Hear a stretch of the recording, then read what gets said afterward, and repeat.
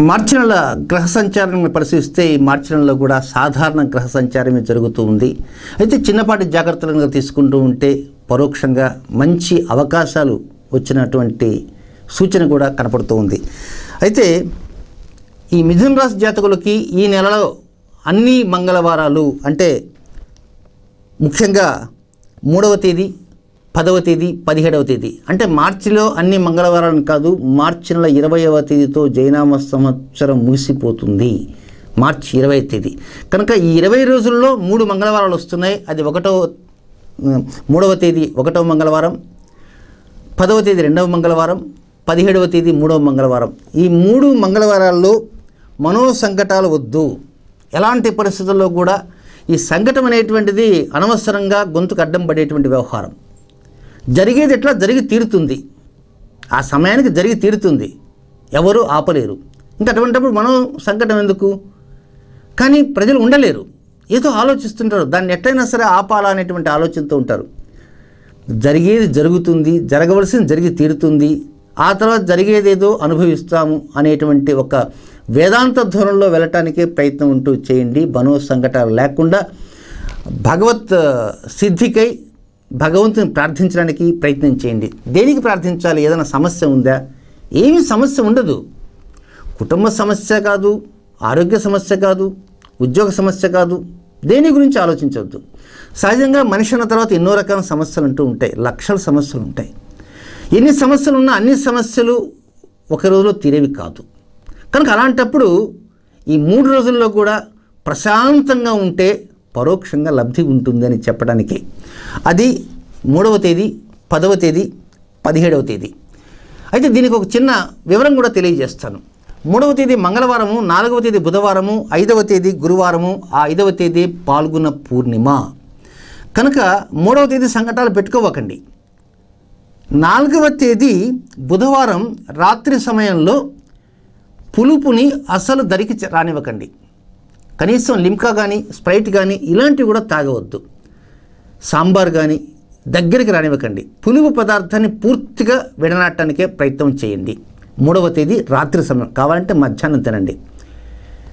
అంటే 3వ తేదీ 4వ తేదీ మనకు బుధవారం అవుతుంది కనుక 4వ తేదీ బుధవారం రాత్రికి పులుపును మాత్రం తినకండి.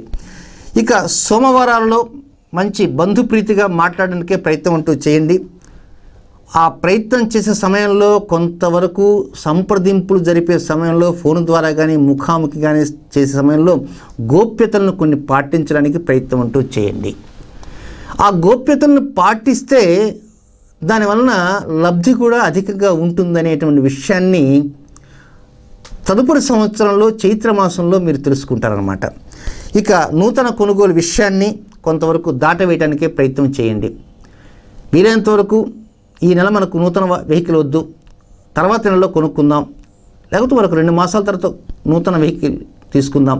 కనుక ఆ న్యూ వెహికల్ విషయంలో కొంతవరకు వాయిదా వేసుకోవడానికే ప్రయత్నం చేయండి. ఇక మార్చి నెల 20వ తేదీతో మనకు పాల్గొన అమావాస్య వెళ్ళిపోతుంది. అయితే ఆ తర్వాత 21వ తేదీ నూతన సంవత్సరాది, తెలుగు సంవత్సరాది వస్తుంది కనుక 21వ తేదీ, 22వ తేదీ మార్చి ఈ 2 రోజుల్లో కూడా ఎరుపు రంగు బట్టల్ని ధరించకుండా ఉండటానికే ప్రయత్నం అంటూ చేయండి. ఉగాది రోజు, ఉగాది తర్వాత రోజున బట్టలు మాత్రం ధరించకండి ఎరుపుని. ఇక నక్షత్రం వేసి ఫలితాలను చూసుకుంటే మృగశిర నక్షత్ర 3, 4 పాదాలు జన్మించిన జాతకులకి అంచనాలు తారుమారు కాకుండా కొంతవరకు చూసుకుంటారు, నిర్ణయాలు చక్కగా తీసుకుంటారు, లబ్ధి బాగా కలుగుతుంది. వృత్తి వ్యాపార వ్యవహారాల్లో కావచ్చు, లేక ఉద్యోగ వ్యవహారాల్లో కావచ్చు, పై అధికారులు చెప్పిన రీతిలో వారు చెప్పిన అంశాల కంటే, వారి ఊహల కంటే అధికంగా మీరు ప్రవర్తిస్తూ వారి దగ్గర మెప్పు పొందేటువంటి అవకాశాలు చాలా ఎక్కువగా ఉన్నాయి. అయితే తత్కారణంగా ఉద్యోగంలో ఒక ఉన్నతిని కూడా పరోక్షంగా మీరు పొందే విధంగా అట్నుంచి కొన్ని సంభాషణ కూడా వినగలుగుతారు. స్పెక్యులేషన్ కూడా చక్కగా రాణింపు ఉన్నది. అయితే గమనించాల్సింది ఒకటి ఏంటంటే 10వ తేదీ మంగళవారం స్వాతి నక్షత్రం రోజున కుటుంబంతో ఒక దూర ప్రాంత ప్రయాణానికి కానీ లేక దగ్గరలో ఉండే ప్రయాణానికి కానీ వెళ్లకుండా ఉండండి. 10వ తేదీ మంగళవారం ఆ రోజు ఉదయం నుంచి సాయంత్రం చీకటి పడేంత వరకు మాత్రం ఎలాంటి ప్రయాణాలు మీ వ్యక్తిగతంగా మీరు ఆఫీసులకి మీ వ్యాపార సంస్థలకి వెళ్తుంటారు కనుక అలాంటిది ప్రయాణం కింద రాదు. కానీ కుటుంబ పరంగా ఏదో ఒక క్షేత్ర దర్శనం కోసమో లేక ఏదో ఒక మరొక ప్రాంతం సందర్శించడం కోసం వెళ్ళాలనేటువంటి ఆలోచనకి తలంపుకి రాకుండా ఉండటానికి ప్రయత్నం ఉంటూ చేయండి. ఇక ఆరుద్ర నక్షత్ర జాతకులకు మాత్రం ఈ నెలలో కఠిన వాక్కులతో స్నేహితుల యొక్క మనస్సుల్ని కొంతవరకు గాయపరుస్తారు. స్నేహితుడు ఎంతో మీకు మేలు చేసిన వాడు అయినప్పటికీ కూడా ఏదో ఒక సందర్భంలో వాడు నావాడే కదా, నేనేం అన్నా కూడా ఏం అనుకోడన్న ఉద్దేశంతో కొంత తారాస్థాయిలో దూషించేటువంటి అవకాశాలు చాలా ఎక్కువగా ఉన్నాయి. కానీ ఆ సమయంలో స్నేహితుడు నొచ్చుకొనకపోయినప్పటికీ కూడా దాని యొక్క ఫలితం పరోక్షంగా 3వ రోజు నుంచే మీకు తెలుస్తుంది.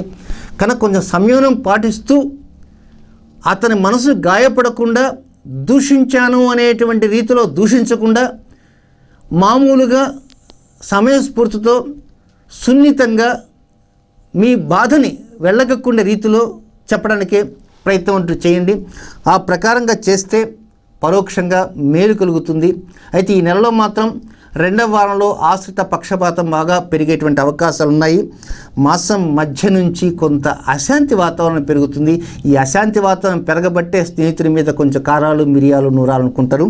ఏది ఏమైనప్పటికీ కూడా కొంతవరకు ఈ నెల 20వ తేదీతో అమావాస్య వెళ్ళిపోతుంది కనుక ఈ 20 రోజుల్లో కఠిన వాక్కులకు ఎక్కువ ప్రాధాన్యత ఇవ్వకండి. ఎవరైనా కఠిన వాక్కులతో మిమ్మల్ని దూషించడానికి సిద్ధపడినప్పటికీ కూడా కొంచెం సంయమనం పాటించి కొంత స్థిమితంగా మౌనంగా ఉండటానికే ప్రయత్నం అంటూ చేయండి. ఆ విధంగా చేసిన కారణంగా పరోక్షంగా శాంతిని కూడా పొందగలుగుతారు. 10వ తేదీ మంగళవారం స్వాతి నక్షత్రం మధ్యాహ్న సమయంలో రాహుకాలం 3 గంటల నుంచి 4 గంటల 30 నిమిషాల మధ్య ఆ మధ్యకాలంలో తీపి పదార్థాన్ని తినడానికే ప్రయత్నం అంటూ చేయండి. ఆరుద్ర నక్షత్ర జాతకులు పాయసం కానీ లేకపోతే ఏదైనా మీకు తెలిసినటువంటి మంచి తీపి పదార్థాన్ని ఆస్వాదించండి. ఆ సమయంలో ఎదుటి వ్యక్తులతో చక్కటి కబుర్లు చెప్పడానికి కూడా ప్రయత్నం చేయండి. ఇక పునర్వసు నక్షత్ర మొదటి 3 పాదాల్లో జన్మించినటువంటి జాతకులు 11వ తేదీ నుంచి 20వ తేదీ మధ్యకాలంలో కార్యసిద్ధి జరుగుతుంది. 2వ పక్షం నుంచి అంటే 2వ పక్షం తర్వాత కేవలం ఒక వారం రోజుతోనే నెల వెళ్ళిపోతుంది. 2వ పక్షం నుంచి సంజాయిషి లేకుండా మనశ్శాంతి పూర్తిగా పొందగలుగుతారు. ఆర్థిక పరిపుష్టి కూడా బాగా జరుగుతుంది.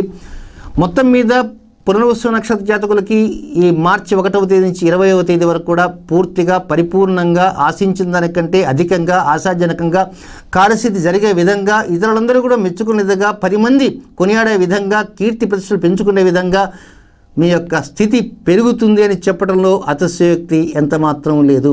ఏది ఏమైనప్పటికీ కూడా మృగశిర నక్షత్ర జాతకులుకి కానీ ఆరుద్ర నక్షత్ర జాతకులు కానీ అలాగే పునర్వసు నక్షత్ర 1, 2, 3 జాతకులు కానీ వీరు చేయవలసింది ఏంటంటే దీని తర్వాత ఒక చిన్న పరిహారం చెప్పబోతున్నాను కనుక ఆ పరిహారాన్ని తూచా తప్పకుండా పాటించడానికి ప్రయత్నం చేయండి. శుభం.